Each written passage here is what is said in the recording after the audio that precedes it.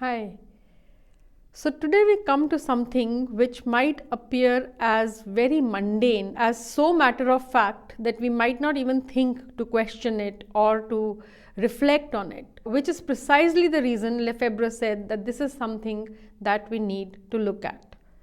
Lefebvre is a Marxist scholar. He's also a humanist and much later in the timeline. So what we are going to do this week is look at scholars who've explicitly engaged with the idea of space and also time. And he's the first in that series that I'm going to talk about. We'll look at David Harvey, we'll look at Doreen Massey, but first two lectures we'll do on Henri Lefebvre, who's a French philosopher, sociologist, political economist, and humanist, and both very active in terms of scholarship and theory, but also in terms of his activism and his political engagements. He was a very central member of the French Communist Party, but eventually got expelled from there because he did not kind of subscribe to the more didactic Marxism, especially the kind that was deterministic in the economic sense, because he really felt and believed from his own experience and observations that it is not just the factory floor but everyday life that needs to be critiqued and changed, because it's where capitalism is actually creating structures that bind us or alienate us, but it is also the space from which transformation can begin. Now, the book that I am going to largely speak about, actually it's not one book, even though it's largely one idea, at least in the title, and that is the idea of everyday life. He wrote 3 volumes of everyday life, and his last book, which was posthumously published, called Rhythmanalysis, was also meant as the 4th volume of the critique of everyday life. And he publishes the first one in the late 1940s, the second one in the early 1960s, and then the third one 20 years hence, and then the 4th Rhythmanalysis in the 1990s. So let's take a look at what Lefebvre is trying to do and how his ideas develop as he moves from the critique of everyday life, the first one he titles mainly subtitles Introduction, to the critique of everyday life. In the second one he subtitles Foundations for a Sociology of the Everyday, and then the third one is From Modernity to Modernism, where he says how modernism becomes the realm of a managed, administered, bureaucratic, controlled everyday. All right, so with that, let's begin. These are some of Lefebvre's writings. Like I said, in 1947, he writes The Critique of Everyday Life, Introduction. Lefebvre was born in 1901, and he lived a long life and he wrote a lot. And he saw the 2 world wars, and he saw the movement from more rural societies. He was born in a rural part of southern France, to when in the post-World War, Second World War especially, Reconstruction period, the welfare state, mass housing, planning and architecture, and how they take control over space and time and managed routines. So all of that he's reflecting on in his first volume, Critique of Everyday Life. The second one intensifies it. Bureaucracy is intensified. This is where you can kind of get an inkling of what Weber is perhaps talking about also. And then 1968, a very, very important period in the history of the world and in the history of France, when student riots broke out. A student movement was started in May 1968 that questioned authority, that questioned domination and control over space and students' routines. This was a movement joined by students, the working classes, and several other urban inhabitants. Lefebvre was a professor in the college at that time, at the university at the time, and therefore many of his students were also central to the revolution. And so one can say that he is both somebody who the students are inspired by, and then he also uses that moment, literally moment, you will see as we move on in the lecture why I'm stressing on the moment here, to reflect upon how everyday life is a site of struggle, and that's what actually needs to be transformed. Towards an architecture of, so these 4 books, The Right to the City, Towards an Architecture of Enjoyment, Urban Revolution and Production of Space, these 4 books largely speak to the urban space, and I will talk about them in my next lecture on Lefebvre, so I'm not kind of discussing that here. But if you see, 1981 he writes The Critique of Everyday Life from Modernity to Modernism, and then 1992 Rhythmanalysis. So these are the books that this lecture is based on, and apart from looking at everyday life as the site or as the space that needs to be investigated, he also speaks about the method to analyze everyday life, and that is where rhythm analysis comes in. So how does he define everyday life, and what is everyday life for Lefebvre? For him, everyday life is that space where the abstract forces of, let's say, capitalism, bureaucracy, but also the biological rhythms of our body, our lived realities, all of that come together.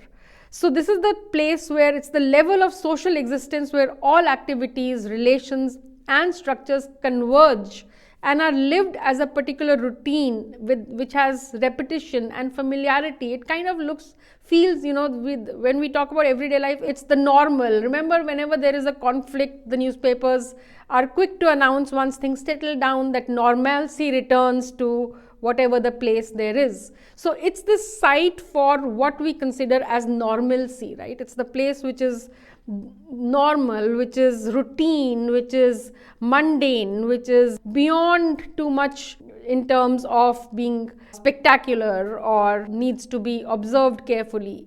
But he says this is exactly why this is also the site which we take as natural, but it is not natural. It is not necessarily being lived in the rhythm or in the way that we might naturally live. It is in fact a produced life, and it is historically produced. And at the moment when he is writing, he says capitalism is shaping everyday life in ways that have perhaps been unprecedented before.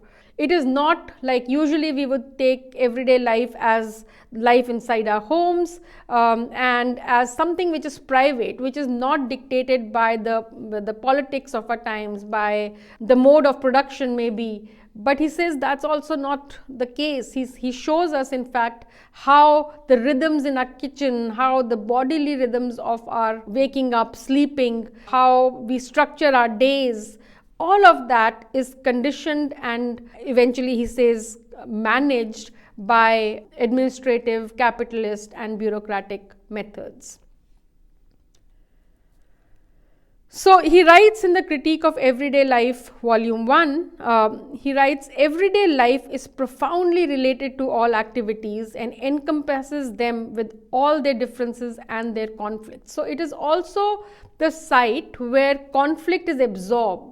And what does he mean when he's saying where conflict is absorbed? What he means is that, if you reflect on your life, whenever there is a major historical transformation or even a minor transformation, we all adjust, we accommodate, we kind of make do, we find somewhat alternatives, but then eventually fall into a rhythm and a routine. So in fact, Lefebvre could go as far as to say that why hasn't a revolution happened despite the alienation that capitalism that has resulted from the capitalist mode of production. And he says it is because in the everyday life, this conflict, these contradictions are absorbed.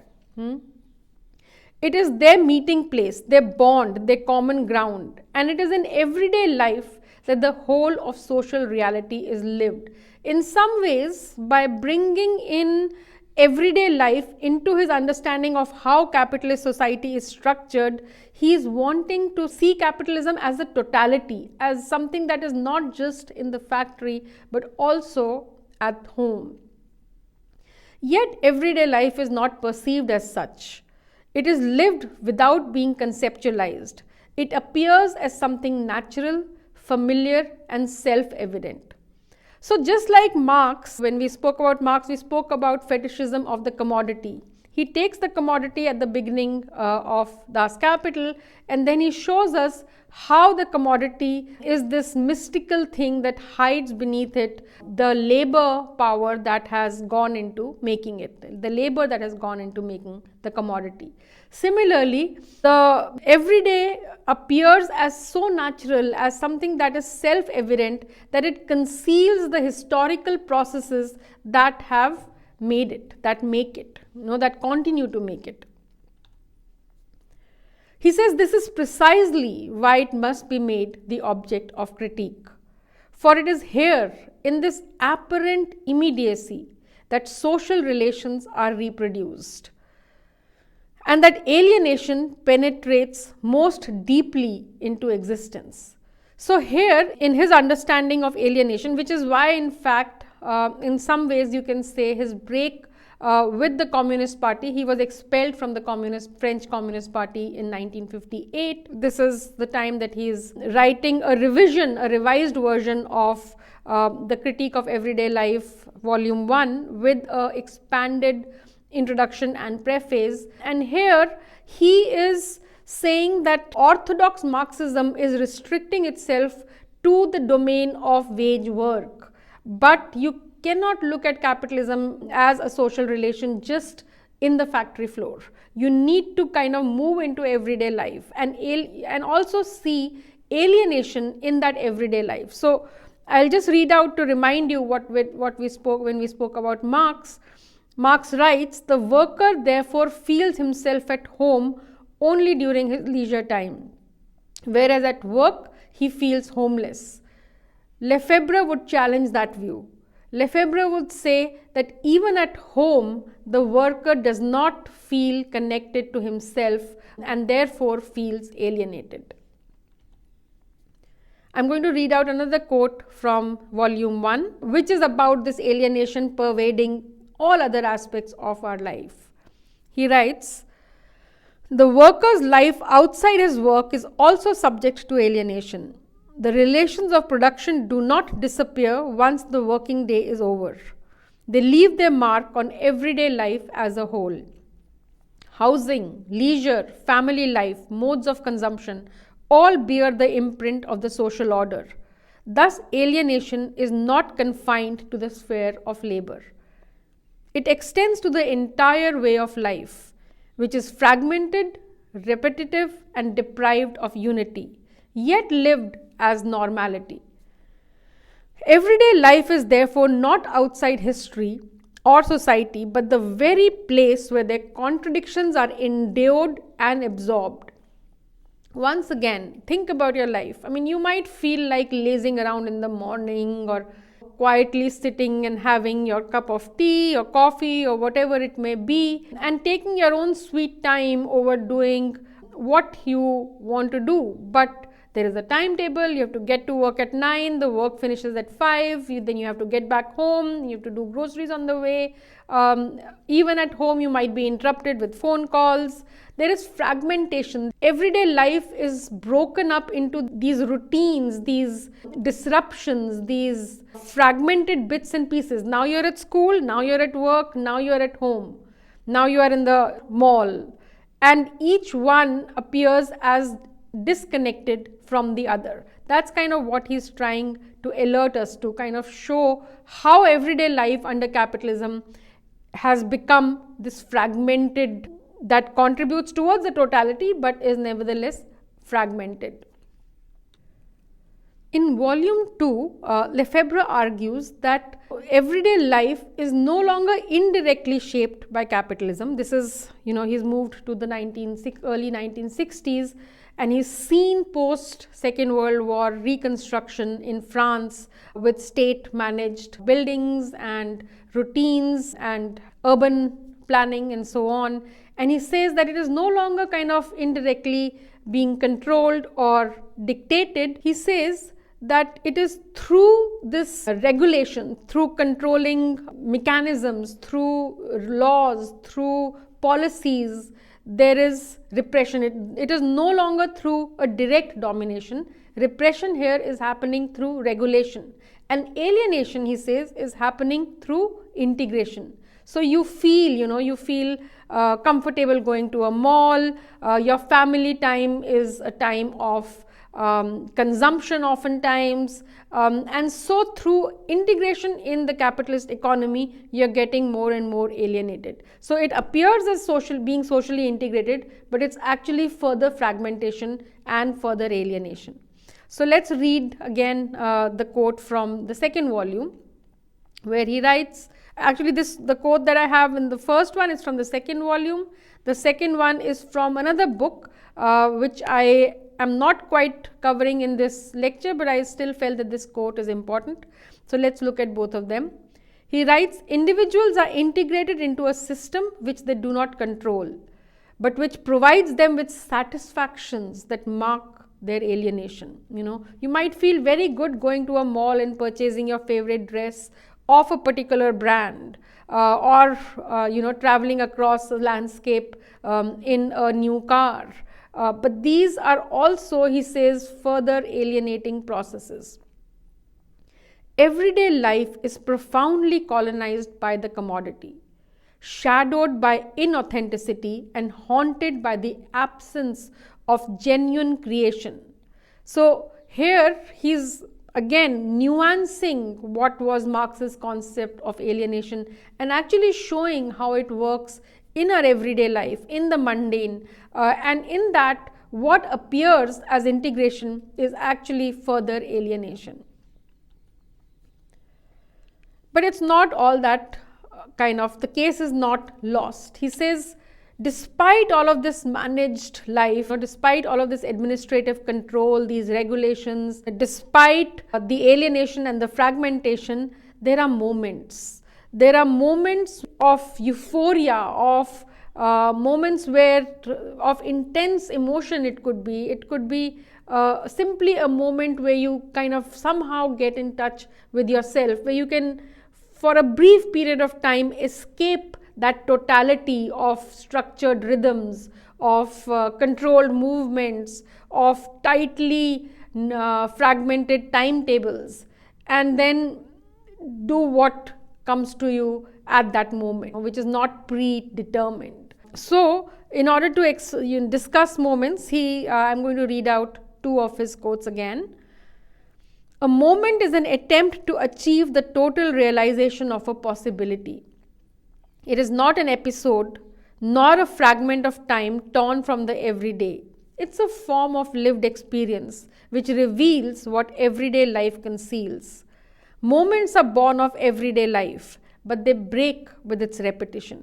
So, in the middle of a structured day, you might just stop and pause and actually want to spend a quiet time with your grandmother, or somebody very close to you, which wasn't in the schedule initially, but you made time for it. Those are the moments. There are also other kinds of moments, like for him, the May 1968 revolution was a moment where daily rhythms were broken. The day and night rhythm was also broken. It were very active nights. Students were no longer in the classroom where they were meant to be. They were out there in the streets. So they were breaking notions of prescribed space. They were breaking notions of the timetable. So that was a moment. But then he also tells us that a moment does not last. So he writes, moments cannot be institutionalized. Once fixed, they lose their force and turn into caricatures of themselves. Love, play, festival, creation, each exists as a moment, not as a system. The moment appears, disappears, and may return in another form. Its truth lies not in its duration, but in its intensity. To mistake a moment for a permanent solution is to destroy it. Here, when he's conceptualizing moments, when he's conceptualizing his sense of the rhythms of everyday life, he's also, while he's very much a Marxist scholar, he's also influenced by Nietzsche, he's also influenced by Baudrillard's Poetics of Space, and all of these deeply philosophical ideas where meaning is assigned to actions in everyday life, to moments in everyday life. So in fact, he's coming to Marx from that tradition, which is why he is unwilling to accept a more fixed or deterministic notion of Marxism.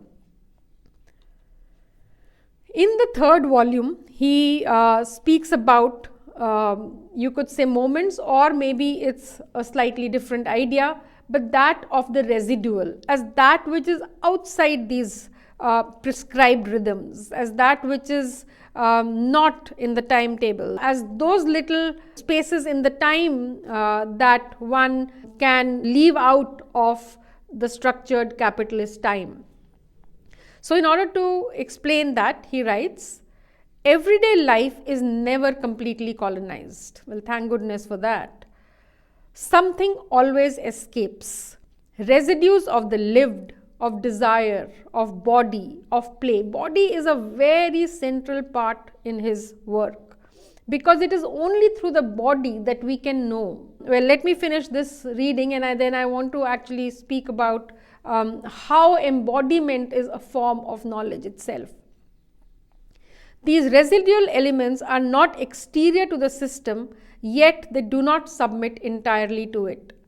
What persists within everyday life, despite its organization and programming, are residues linked to the body, to rhythms, to affective life, to our emotional life moments. These residues resist total integration, not through conscious opposition, but through the very mode of existence. That is how we are. Our body has its own internal rhythms. They may not be in sync with the rhythms imposed on us, but it does have its own internal moments and rhythms. Residual elements are ambiguous. They may nourish critique, but they may also be reabsorbed. So they are also very fleeting. They do not constitute a revolutionary force in themselves. They merely indicate that everyday life, however managed, is never closed. They may not be the revolutionary force in and of themselves, but they do show us the possibility of life outside the confines of managed time. Now, since everyday life is colonized, since everyday life is structured, even the meanings assigned to that are conditioned by media, by politics, by schools and in other institutions. So then how do we study? How do we study everyday life? Because even if you interpret that meaning, it might have come from elsewhere. It would not be of that domain of everyday life. So one of the ways that he suggests is through observing the rhythms of the body. So for him, the body becomes that site and the method to know everyday life. And he writes, the body serves as a metronome. A metronome is an instrument that musicians use, which gives this.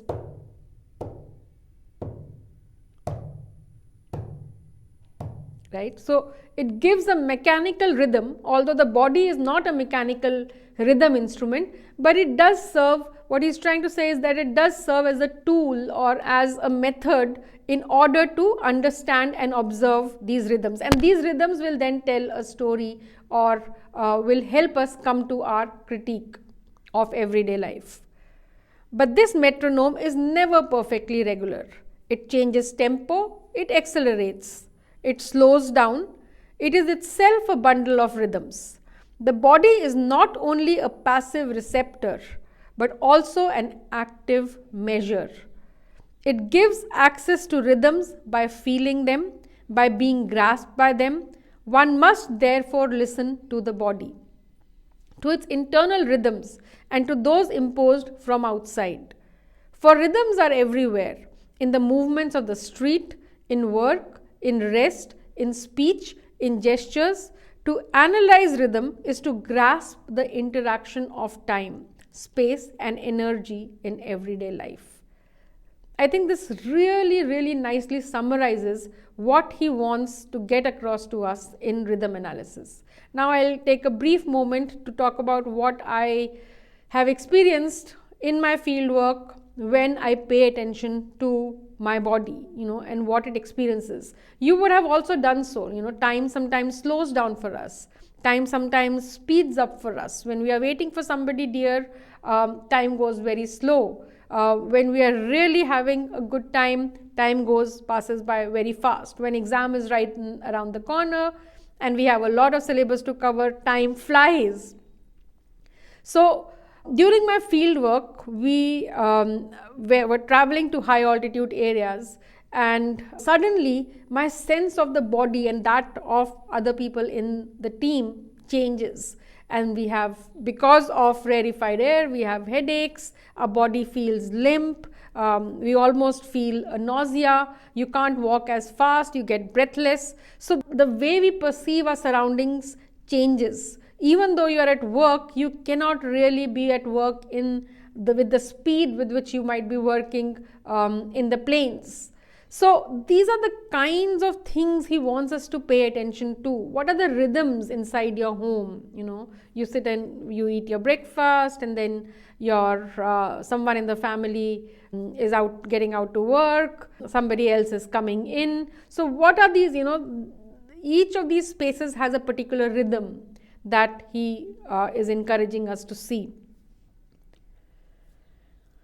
Lefebvre breaks down time into two kinds, or rhythm in fact, into two kinds. There is the cyclical rhythm, that is the rhythm of the body, and then there is linear rhythms or linear time, that is the rhythm of the capitalist sphere or capitalist mode of production. And he writes, social space is made up of a relatively dense fabric of networks and channels. This fabric is an integral part of the everyday. As for social time, let us emphasize once more the difference between cyclical time scales and linear time scales and their relativeness. We know that the former have their origin in the foundations in nature, or their foundations in nature. They're connected to profound, cosmic and vital rhythms, like the rhythm of the body, like how if you feel like waking up in the morning with the sunrise, you are kind of exhausted and you want to lie down comfortably in your bed in the night, you feel hungry at particular moments, you feel the joy of seeing a loved one at other moments, you smell something nice that creates a different kind of energy in your body. So there is this engagement between time, space, the body, our energy, which is what he's kind of emphasizing for us. We know that the former have their origins in the foundation, or their foundations in nature. I've read that bit. The latter are connected to knowledge, reason and techniques. They correlate not with the vital rhythms and processes, but rather with processes of economic and technological growth. This is the timetable, right? So cyclical time is cosmic, it is bodily, it is natural. You need to go do your morning ablutions in the washroom in the morning. You need to sleep in the night. You do wake up in the morning.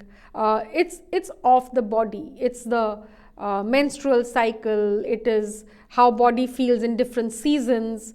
All of that, day and night, seasons, heartbeats, breathing, but also being born, growing up, adolescence, youth, middle age, old age. All of that are part of the natural bodily processes and rhythms. The phases of life, fatigue, that we get tired, aging, all of that is in the cyclical time.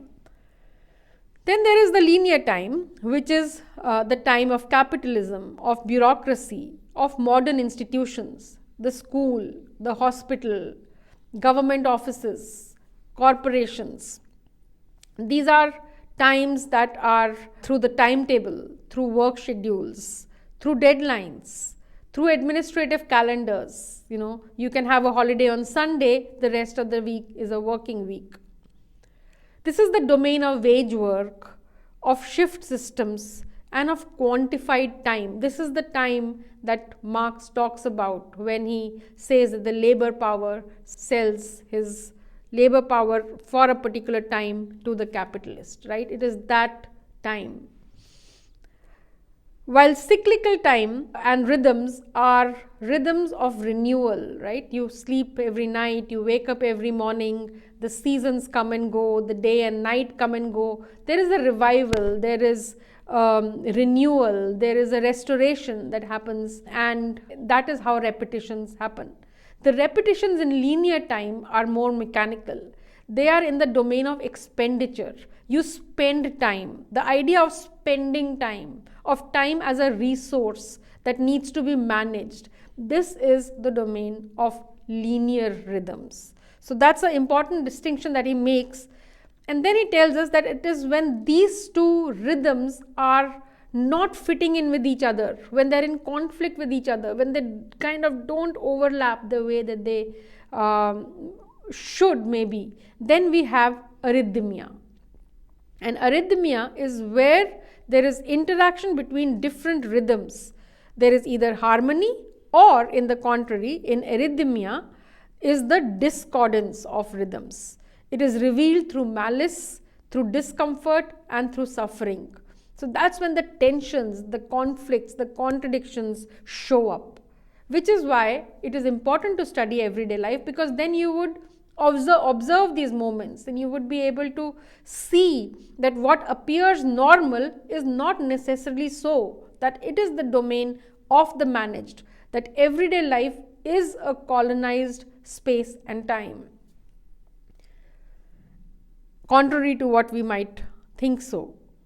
Arrhythmia appears when rhythms break apart, when one rhythm imposes itself on others. It is usually, in the capitalist world, linear time imposing itself on cyclical time.